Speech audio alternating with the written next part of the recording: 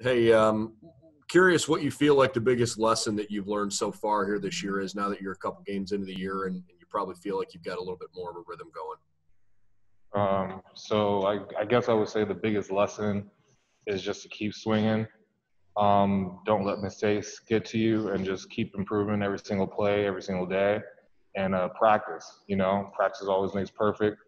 And the way that we practice, there's a certain way that we do everything, and that's going to prepare us for us going into Saturday. So the way we practice and train and prepare through film study and everything like that is very big in terms of what we do on the field on Saturday. And when you've gone from film study and practicing during the week to actually translating it on game day, do you feel like what you saw on film getting ready for the game is actually happening and you're able to, do what you had been practicing versus, hey, I've got to make an adjustment because they did something much different than what we thought? Every single team is going to always bring in something different against us coming into the game.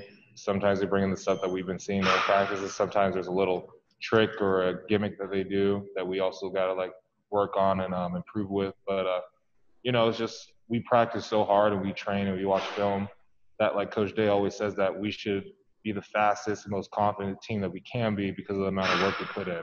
It's when you don't put in the work, when you don't do the film study and the extra hours out of practice, stuff like that, is when people get nervous and people kind of don't really know what they're doing and things like that. So we always train as hard as we can so we feel as confident as we can be coming into Saturday. All right, we'll go next to Austin Ward from Letter Monroe. Austin.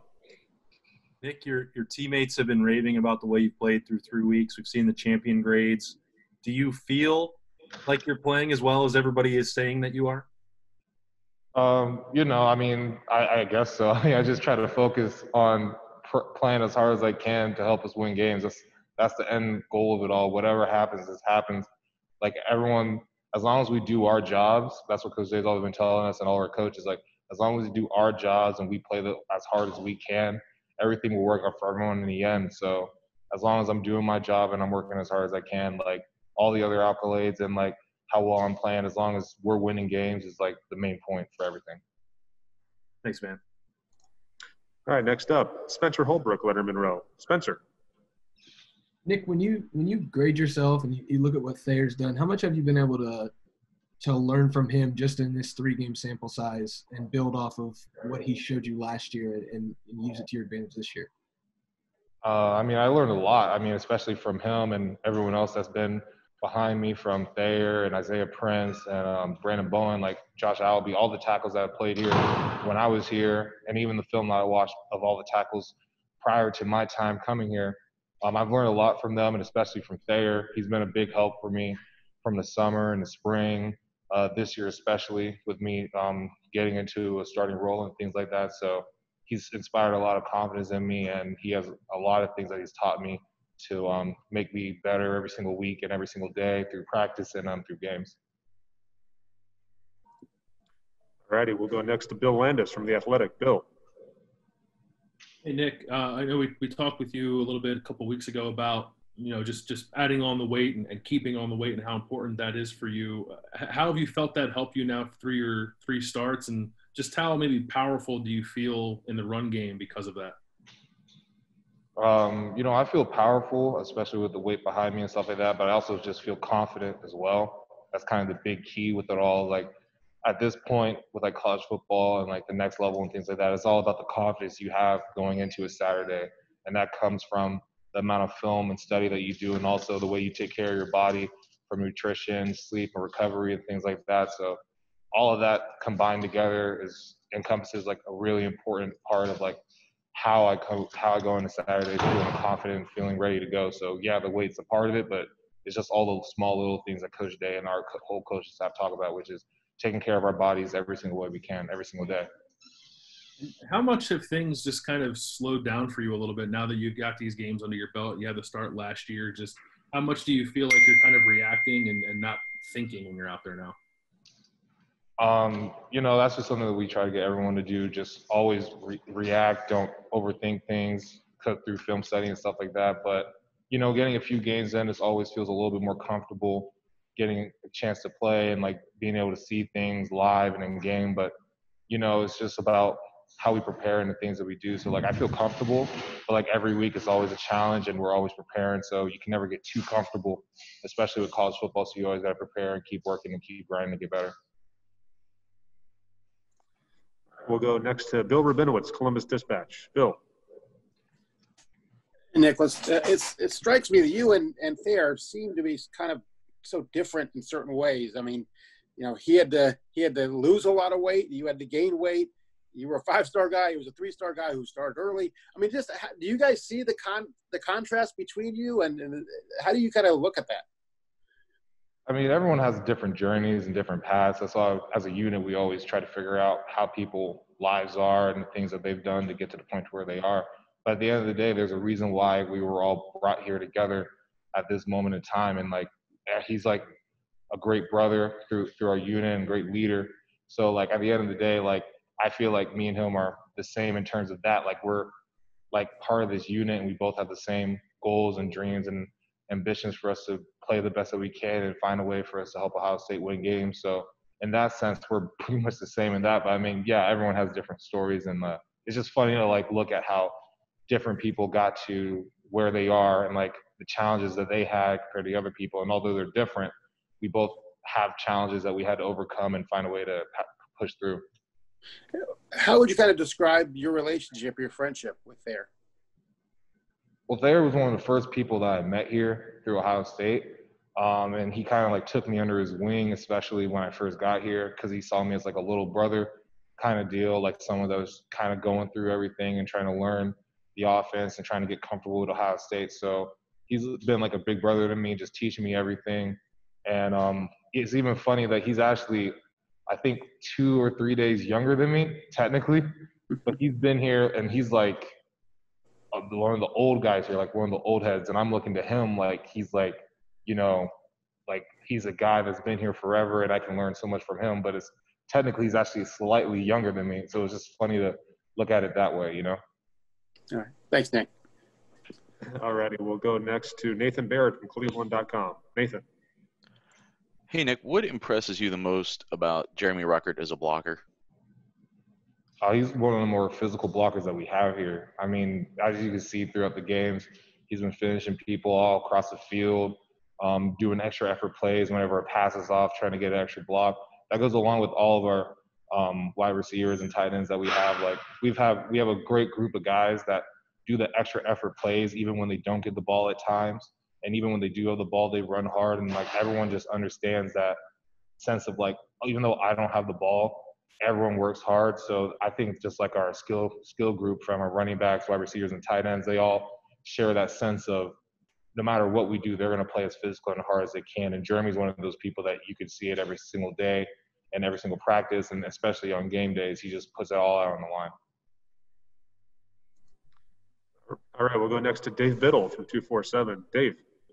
Thanks, Mike. Hi, Nick. Coach Day said that you're one of the most improved players on the team from last year until this year. You've touched on this a little bit, but what has enabled you to do that? Is it the confidence? Is it the weight gain, the strength? I'm sure it's a combination of everything. But what's kind of enabled you to be such an improved player this year? I mean, I think you probably hit it on the head right there. It's just everything's just been going right for me. It's just been on an upward slope from weight gain to learning the offense better through watching a lot more film. That quarantine break that we had to even get even more chances to watch film and things like that. And then just getting a chance to play and go through fall camp and everything. It's just the whole encompassing feeling of just getting more confident in every single facet. And it's just kind of culminated together to where I am right now. So it's just everything kind of pushed together. Just a quick follow-up. When you reported in, I believe, June of 2018, do you remember how much you weighed then? And how much do you weigh now? I think I weighed 265 that June. And now I'm weighing 312, 313. Thanks, Nick. I appreciate it. All righty. We'll go next to Dan Hope, 11 Warriors. Dan. Hey, Nick, I mean, when a guy like you comes in as such a highly touted recruit, I think a lot of people expect that, you're going to play your first or second year. But do you think having to wait your turn and having to develop for a couple of years has kind of helped you getting to where you are now? For sure. Offensive line is one of those developmental positions that every college has. So, it takes a little while for people to get it going because it's just such a big jump from offensive line play from high school to college. No matter what high school you go to, there's just a different level and a different toughness and understanding of the game. So that in that sense, the development was really big for me. But everyone has different stories. Everyone has different paths that they go through. Some guys are the big, highly touted guys, and they take a while for them to go and get their start. And other people are guys that you've never even heard of, but they come in freshman year and they're ready, rocking and rolling. So I didn't really look too much in terms of I'm that highly touted guy or I'm not that highly touted guy. We never look at it like that, especially at a place like Ohio State. It's just that everyone has their different story, and how they progress and how they develop is just through what they do as a player, and then the confidence they build over time, and then just the program itself building that confidence within the player as well. How rewarding is it knowing that, after those couple of years of development, that things are really clicking now? I mean, it's just super rewarding because we're winning games, it's just a great feeling being a part of that, and feeling that I have an investment in how we're winning games. I mean, I felt like I had investment 2 years ago and a year ago, because the way that I practice and the way that I helped guys that were maybe the ones on defense, or the ways that I was able to work hard and show things I can do during practice for the offensive line as well. I mean, I still felt that same sense of investment because everyone has a role here and everyone has a job that they have to do. But, it's just a different type of feeling of investment, which is the same like all the other years. But, it's just different when you're starting and getting a chance to play and being able to show that investment with your team. Thanks, Nick. All right. Got time for just a couple more. We'll go to Tim May from Leonard Monroe. Tim. Thank you very much, Mike. Nicholas, I was just wondering, how impressed are you by the depth of the Ohio State playbook or iPad, whatever they've got the plays on, and how much of a stress, I guess, does it, for want of another term, does it put on the offensive line to one play be maybe running power inside, the next play a zone play outside, to a sprint pass package, et cetera? Just kind of give me your feelings on that. It's kind of hard at first when you first get in here and you're trying to learn all these plays. It's just such an extensive playbook with different types of situations and scenarios. And then even once you get the plays down, now you got to understand, okay, what happens if you see any type of blitz? And then you got to understand, then it comes to more of understanding the concept of things than really just the play itself. So it's just a very big and encompassing playbook. But once you kind of understand one part, everything just kind of builds on each other. And then once you get it down, you just feel very confident and you just feel great about everything, no matter what the situation is or what the defensive front is or blitz or anything. Thanks, man. All right, and last question for Nick. We'll go to Patrick Murphy, 247. Patrick. Nick, when you're named co-player of the game offensively with Justin, Thayer's named a champion, but you have three other guys in the offensive line who didn't grade out as well. What is that like for you, and how do you talk to the guys in a week like this when maybe they didn't play up to the level they wanted to, but you guys on the outside did?